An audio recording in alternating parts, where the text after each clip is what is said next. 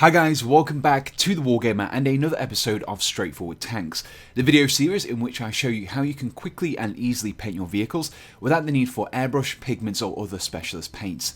Now this time I'll be using a King Tiger 2 from Warlord Games to show you how to paint a late war German camo scheme, and I'll be using the Army Painter range of paints to do so. Before we can paint our miniature, we first of all need to prime it. Now you can save yourself an awful lot of time at this stage by using a coloured primer. Now I've used Skeleton Bone from the Army Painter, as this gives us this really nice tan colour that we can build up from in later steps. Now you may notice that I've kept the gun barrel separate. Now I've primed this with a grey spray primer, and the reason for this will become apparent later on. The first task in painting our tank is to apply some green stripes. Now for this I'm going to be masking off some areas of the tank and painting the areas that are visible to create some nice clean transitions between the green and the tan coloured areas. Now to mask off these areas I'm using some blue tack or poster tack, and I've rolled it out into sausages and then pressed it across the surface of the tank itself. Once this has been done, you can then press down the edges to make sure you get some nice clean edges. One thing to remember when doing this is that the areas that you're masking off will retain the tan colouring. It will be the areas that are currently visible that will end up being green, so just keep that in mind when applying the mask. With the masking complete, we can now start applying some paint, and for this I'm going to be using Elf Green.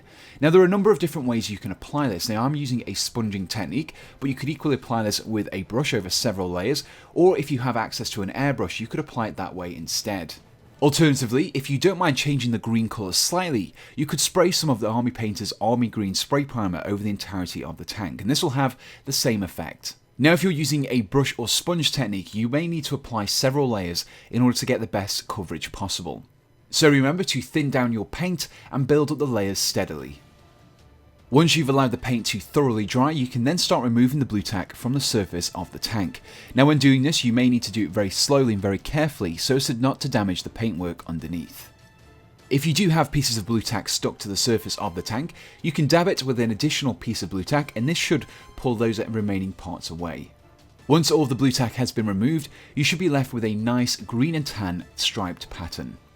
The next step in painting our tank is to apply some Skeleton Bone and Elf Green dots along the camouflage. Now you should apply the Elf Green dots in the tan areas just next to the green stripes, and then the vice versa for the Skeleton Bone areas, applying them in the Elf Green areas just next to the edges of the stripes.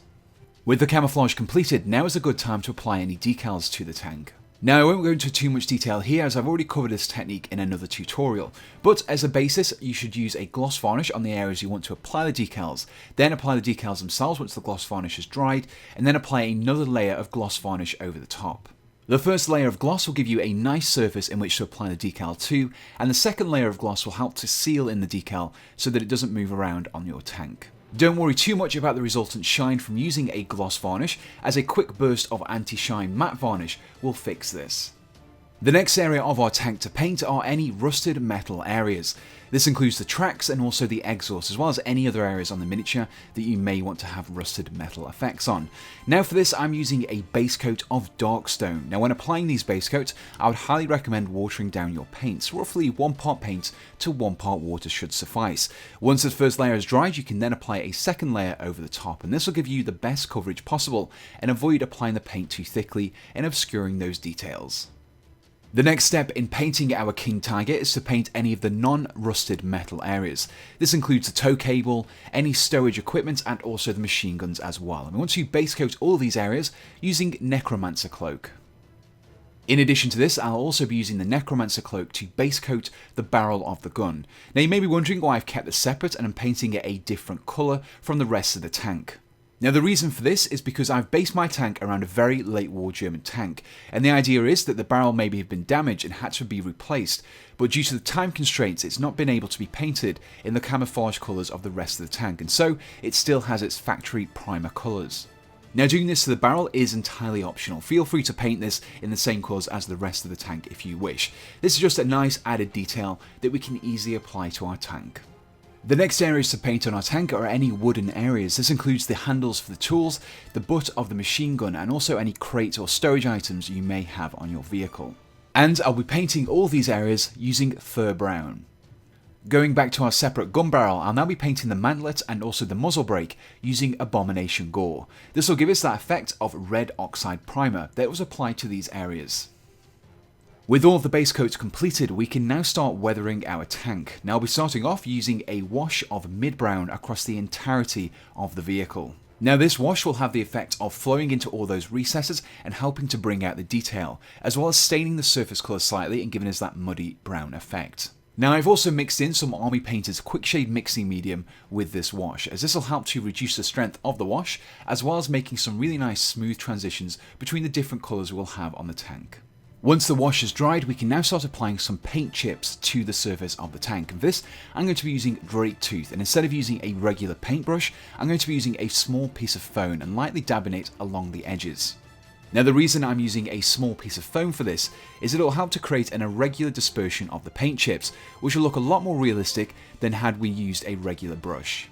When applying your paint chips, you should apply them to the areas where more damage and wear and tear would occur. Particular areas include around the skirts and also on the surface of the tank as well, where crew have been climbing in and out. Continuing with our sponging technique, I'll now be applying some Mars Red to the rusted metal areas of the tank that we painted with Darkstone previously. The final step in painting our King Tiger is to apply some washes of strong tone ink over the tank.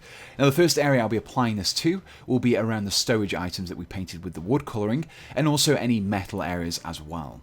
In addition to washing the stowage items, I'll also be using the strong tone ink to enhance any of the weathering.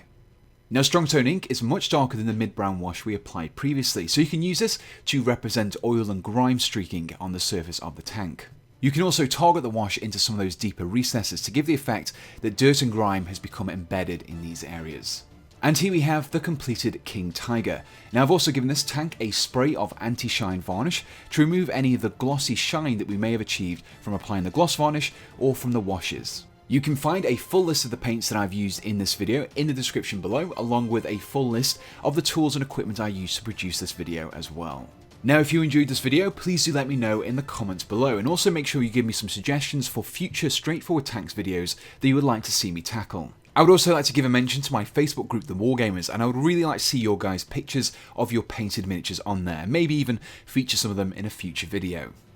And finally, I just want to say a huge thank you to my Patreon supporters. Without your help, I would not be able to produce as many tutorials as I currently do, so a big thank you to you guys.